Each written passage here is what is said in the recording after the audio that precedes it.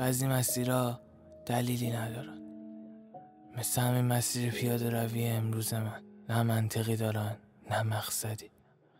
فقط دارم تو خیابونای این شهر قدم میزنم بدون اینکه بخوام جایی برم، بدون مقصدی که کسی منتظرم باشه، فقط به خاطر اینکه زمان بگذره. هر قدمم با تیک تاک ساعت هماهنگ، مبادا از گذر بی توقفش جا بمونم.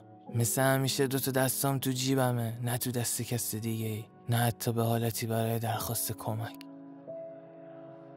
فقط چترمه که رو مچ دستم آویزون و مدام تلو تلو میخوره. یکم سنگینه ولی خب لازمه، هوا ابریه. راستش آسمونم دلش گرفته، شاید چیزی میخواد بگه ولی نمیتونه. کی میدونه پشت اون آبی آرومش چه غمی قایم کرده. شاید با ماه غر کرده، از کجا معلوم؟ شاید اون و ماه وقتی همه خوابیدن چه عشق بازیایی که انجام نمیدادن ولی حالا نفرت بینشونه، از کجا معلوم؟ اما من چی؟ من که نه ماهی دارم نه ستاره‌ای، پس چمه؟ شاید اگه راه برم و ضربان قلبم تون بشه، فکرایی که تو سرم توقف کردنم به حرکت در بیان. داشتم همینطور بی هدف میرفتم که یهو حس کردم کسی داره نگام میکنه. سم رو برگردوندم و به اطراف نگاه کردم. آدمای کمی دور اطرافم بودن. ممکن بود هر کدومشون مثل رهگذر یه نگاهی به من انداخته باشن. اما اینکه احساس کنی یکی بهت زل زده مربوط به یه نگاه گذرا نمیشه. میدونستم یکی منو شناخته ولی اهمیتی ندادم. به مسیر خودم ادامه دادم. چند قدم جلوتر رفتم و دوباره همون نگاه رو حس کردم.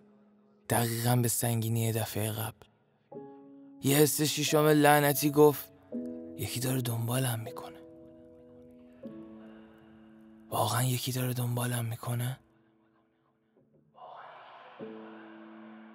این بار بر نگشتم، فقط آرومتر قدم برداشتم و منتظر بودم یه خطای کوچیکی انجام بده تا مچشو بگیرم.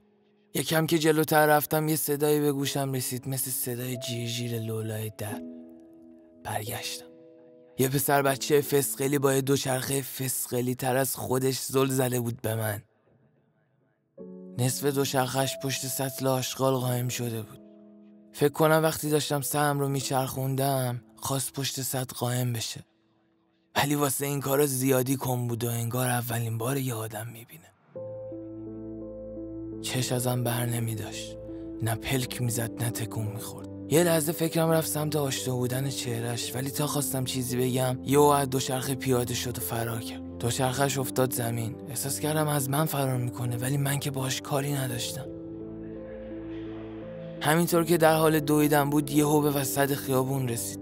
یه ماشین با سرعت داشت میومد. ترس تمام جونم رو گرفته بود. راننده با تمام توانش ترمز کرد. این رو میشد از صدای کشیده شدن لاستیک رو آسفالت و افتادن خطش فهمید.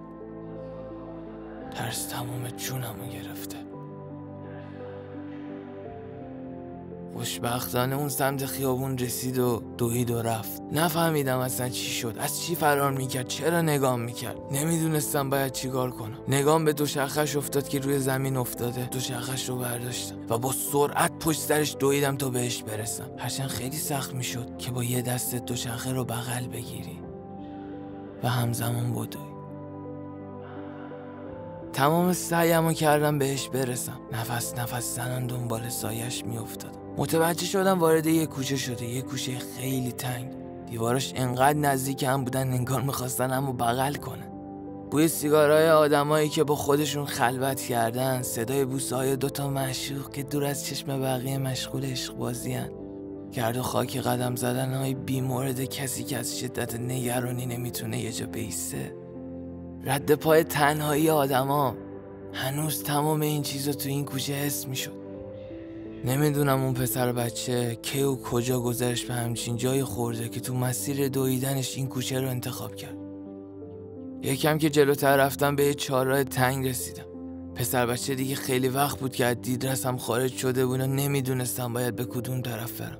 ولی باید یه مسیری رو میرفتم. به هر حال اشتباه کردن خیلی بهتر از هیچ کاری نکردنه.